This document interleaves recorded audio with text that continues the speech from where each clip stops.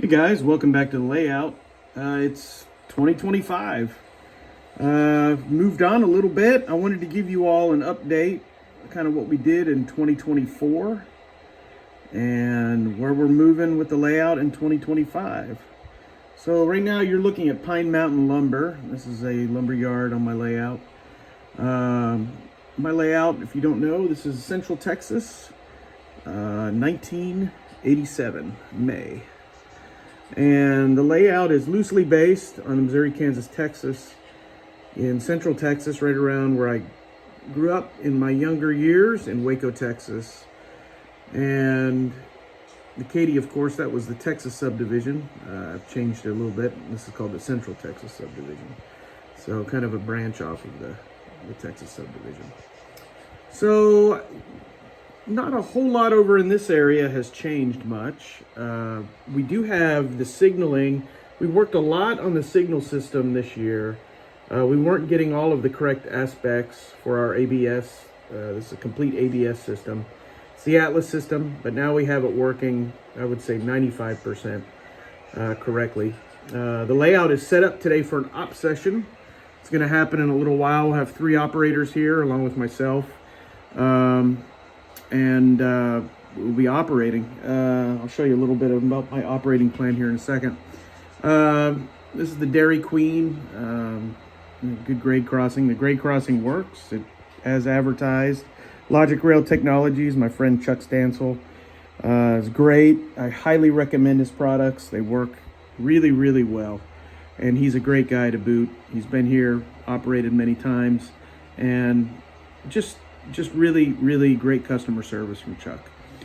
We'll pass the cow field here and the cornfield and come down to the farmer's house. I'm not sure last year if we had these. Actually, these are new. These are I think, MBR or MBZ trees from Poland. And I've replaced some of my older trees with these. These are just fantastic. I know Tom Johnson uses these on his layout. If you haven't seen Tom Johnson's layout, it's fantastic.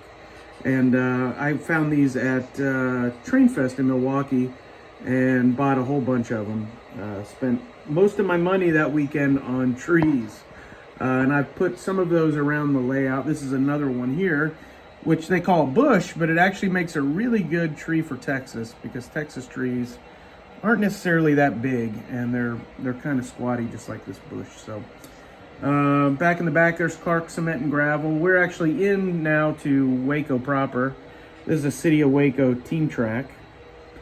And I'm not sure what exactly we had done last year. These are some signs that I had made. I've posted these on my Facebook page. You can find me on there. It's the Missouri, Kansas, Texas, Central Texas subdivision in HO scale. These are signs I had made locally, and it's basically the font that the Katy used on their depot signs with the border and everything, close to prototypical. So we have all the industries labeled. This is Cameron Feed back here. And another thing we're going to, this is my little Tex-Ren Motors company. I'm kind of a big Porsche fan, so I put a independent Porsche place here on the layout. And there's a Katy Depot in the background there. This represents kind of fictional Waco. Waco didn't have a depot. It did, but it was destroyed in the tornado in the 50s. So another thing we're introducing to the layout with our operations is we are going to run timetable. We will use switch lists, so it won't be train orders, but we are going to try to run a fast clock. This is an LCC fast clock. I have 2 more of these to install still. This will be a slave to the master, which will be at the dispatching panel underneath the layout where the computer is. We'll have 1 more of these, what they call slave units, on the other side of the layout. We're going to try to adhere to the clock. So I'm hoping to have that done maybe by mid-year. Things operate slowly when you have a full-time job, but we're kind of headed that way. These are also Logic Rail, as you can see. And I'm running now the TCS system. So the TCS system supports LCC. So hopefully we'll be able to run that all through the LCC through the computer. Here we are in downtown Waco. There's the Alico building, which is the famous building in Waco, the tallest building. This would represent University Parks Drive. Here's Ben E. Keith. This has changed so much in Waco since the 1980s. It's amazing how much that town has changed. We have Heart of Texas Oil and Gas in the back there too. These fire trucks, people have asked me, why do you have fire trucks there with no fire or anything? Well, right on this side of the tracks was the City of Waco fire training department. And so I've put those there kind of to represent that. I'm still trying to find period correct firefighters. So if someone knows of where I can find those that don't look like they're from Europe in the 2000s, that would be great. But I'd like to find some period correct firefighters to stand there and look like they're doing some training. This is more Benny Keith here. It's a beer distributor, mostly Budweiser products. And then we come to the Brazos River. Now this backdrop was just replaced. I had to replace it. This is the third time I've had to replace it. And I've had really great customer service from railroadbackdrops.com. They reprinted these for me for no cost. Highly recommend their product. This just went in this week. No bubbles. It's exciting. Very, very nice and complete. I need to fix up the bottom a little bit where the wall meets the river. But this is the Katy Bridge. In the actual city, there's 3 spans of this bridge, basically, and then a couple deck girders on either side. But this is, of course, condensed. And in the back there is the old Cotton Belt Bridge. And if you look way off in the distance, you can see the suspension bridge, which represents, there I focused in on it for you, that represents the suspension bridge back there, which is a very famous bridge here in Texas. It has some sort of record, oldest bridge, or I can't remember, but it's a national landmark. I'm not sure if we had these, but we've cut these plexiglass protectors for our signals on some of the layout, and they work really well. This is Lipset Scrap and Central Forwarding, another couple industries. This is what we call North Waco when we operate. Real close to Belme Yard. Around here, this is our diamond. This will take you downstairs. And if you look up here, if I can get, there's our helix over there.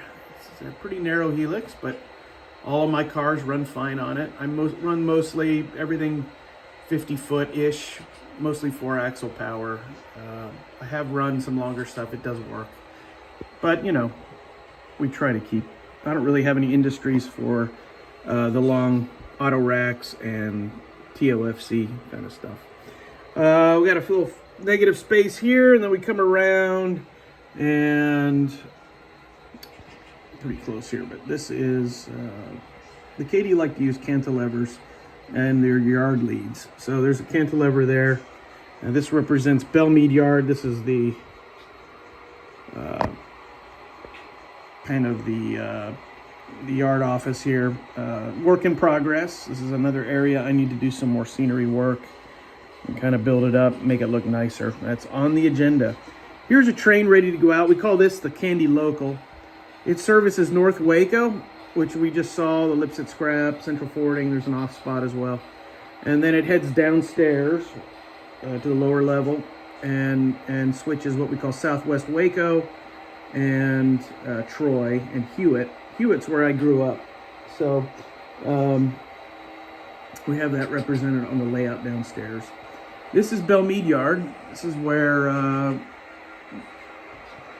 some of my cars reside. It's a stub-ended track, obviously. I don't have the space for a full yard, but a stub-ended track, and the diesel service facility's in the back. That's an Overland Sand Tower in the back there. And I've got my caboose track back on the back wall there. Some more of those trees I talked about are mixed in here, and then the rest are super trees. Just gives it a nice backdrop. Of course, Belmead was a big yard on the Katy, and they had the Warden shops there, the engine shops, and they had a giant I guess it was a fuel tank there, big white.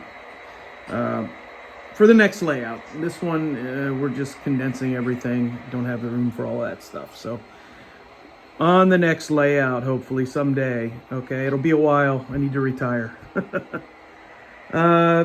Some of our panels, this is just a cutoff panel for power. That'll turn off engines, so we don't have to hear them yapping. And then I've showed this maybe a little bit. This is the touch toggle panel that we use, and if I come in here, it changes the switches just touching the light most of the time. There we go. I got to touch a different one. There we go. So that's super cool. Some of the plans for this yard this year, we've been using servo motors, and I've been having some issues with the servo motors burning out. We think that the distance between the foam and the board is a little bit too much for these servo motors. So we are going to replace them with tortoises. And so we have a different module from the touch toggle people to replace, to put tortoises in instead of the servos. Servos, they've been nice. Boy, they're nice. The price is great. But we've just had too many fail, and I've got one down right now in the diesel service facility that we've got to fix. So this is a little bit more Belme from the other direction. Coming around the other side, more signals. We fixed all of these. And we come to Lehigh Cement. Not much has changed over here. This part of the layout. So I know some people are asking me, well, you know, you're almost done. Well, I'd like to get the layout to 80%. So I'm kind of getting close to that 80%. And what I mean by that is now I'm going to go back, all the rolling stock, all the buildings, all the engines have to be weathered and detailed, put more detail onto the layout. We've got it kind of a, you know, it's a general blank slate now. Now I can go back and really super detail and weather all my cars. Some have been weathered, but you know, it's just a process. And I think go out a little bit, see if that helps. I think it's a process that we all have to be patient with. It's something that takes time. If you have kids and you have a job, you know, that takes time. So, all right. I want to show you a little bit about what's been going on downstairs too. This kind of gives you the general view of the room. So down here, this is the only duct under the layout. That's the entrance into the room. And then this backdrop, my finger's in the way, sorry. This backdrop was also replaced. We had some bubbling issues with this. This is the door to the garage, so it gets a lot of hot and cold weather, a lot of temperature changes. We used a different material to put the original backdrop on, and it was peeling up. So we replaced that one as well, and it is set to go now. You can see the helix there. This backdrop has had some bubbling too, but I think it's salvageable. This area is M&M Mars. This is going to be a really cool area in about a few months. My friend Scott Lister is scratch building M&M Mars. He's so very kind to do that for me, and this is where that building is going to be. It'll be kind of a background building, but these tracks will probably go in to the factory. M&M Mars is still there today. I think they make Skittles and Snickers there, but so these 3 tracks will be served.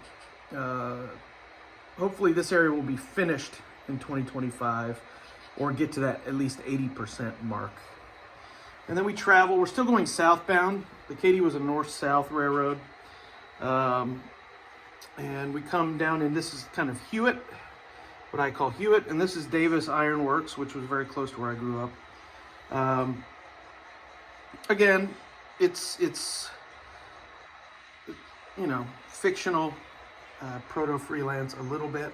You can see all the different material here on the area. This is definitely a work in progress. The downstairs, I would say, is probably 60%. Then you come over here and we have the Troy Farm Center. And there's a door to my backyard we've completely blocked, if you're wondering what that is. That goes to my backyard. Never really used it, so it got blocked. And this is Troy Farm Center. And it is also a work in progress. Now here's something that we really worked on the last couple months. We put this rotary switch in to get you in and out of Smithville staging yard. And I know some people will say, well, you need numbers on the tracks. Well, yes and no. You know, the train orders tell you where you're going. You just turn the toggle switch to where you're going, and it should theoretically work. It's not really a, you know, operating yard. We stage trains here. I switch after the operating session, and then we move on. And then I've got another panel here to turn tracks on and off. So scenery-wise, this is a new little work in progress, but these are going to simulate blue bonnets, which are very popular in Texas. I'm not happy with how the static grass turned out, so I'm going to probably rip some of this out. But the blue bonnets are staying. I got some work to do there. And then this will be kind of a parking area for Smithville Yard, this gravel here. Okay, Smithville Yard. So last time I did a video, this was not ballasted yet. I went ahead and ballasted it, and we've made the decision to put backdrops in, even though it's a kind of a quote staging yard. We're going to put some backdrops in here. So that's going to happen this year. And I've ballasted it. I need to go back and kind of touch it up, and then I'll have grass along the edges here. Grass and weeds and stuff. And this is kind of the first coat. So the first coat's been put in. Not much to see back down here yet. There will be a backdrop soon. And then the layout will be completely backdropped.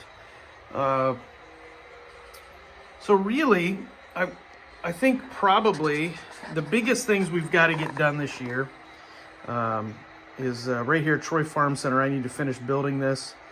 My plan is to have a kind of a mound where this address book or the sign-in book is, with a Case IH sign and a couple tractors up on the mound, and we'll weather up the concrete and you know, detail it out. These buildings have lights on them. They're wired for that. These two are essentially done. They just need to be weathered. And then I need to finish this building, obviously, over here, build a tractor ramp and the fertilizer tanks. And then we've got our tractors for sale here.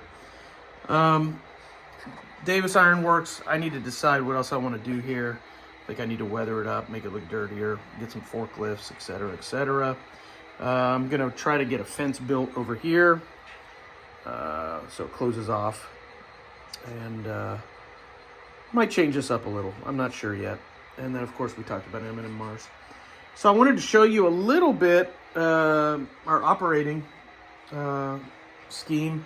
So I've got two locomotives that leave Smithville Yard here, and they depart and they go northbound, and they serve Waco and South Waco. And these are the train orders here. We do use JMRI, and I actually made these nice clipboards. This will be the first time we use them. I'll show you one over here. There's one right there. So, and basically then we have another train which leaves Belme Yard here. It's called the Candy Local. Goes down to M&M Mars eventually, and there's its train orders. So the railroad operates with three local trains basically, and then I will run what I call interference. We'll run some through trains occasionally. I'll run transfer trains from Belme to Smithville, Smithville to Belme, to get cars up and down the layout, and really between industries.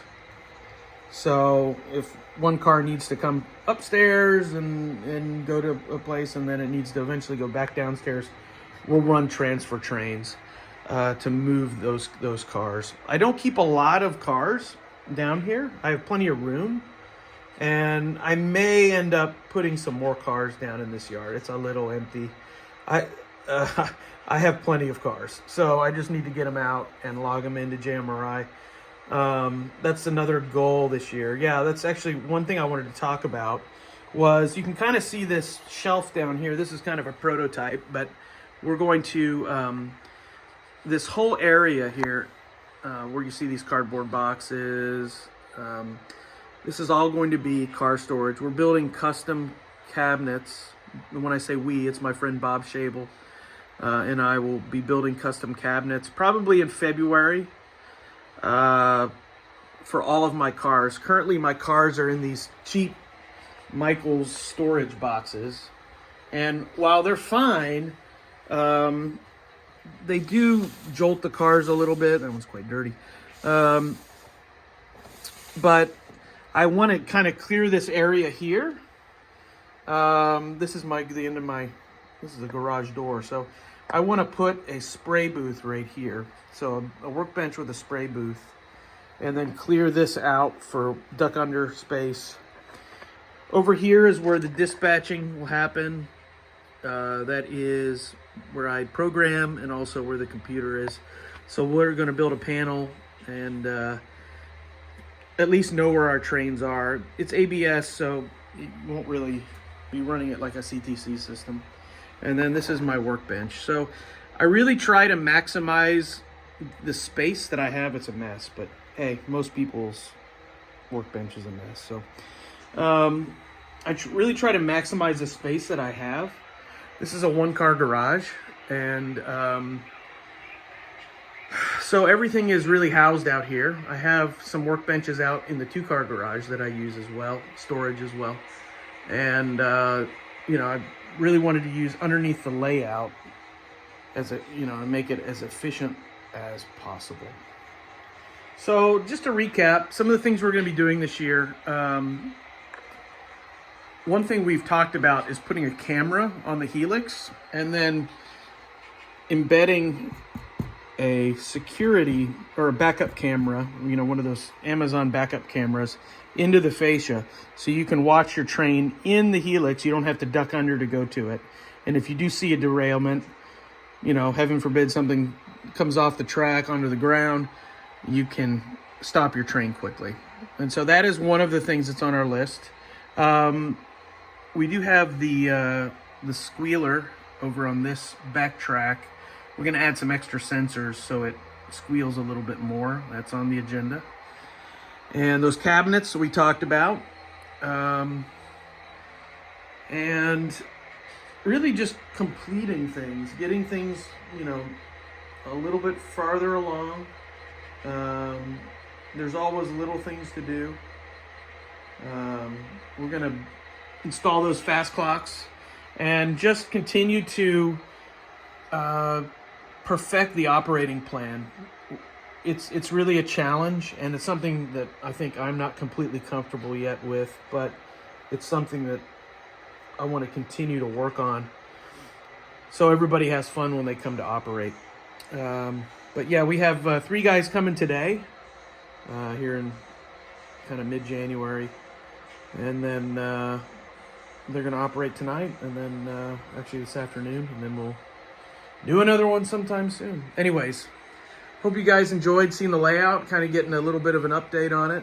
I'll try to make a video more often. I don't do this very often, but kind of gives you an idea of what's going on with the layout and where I'm at.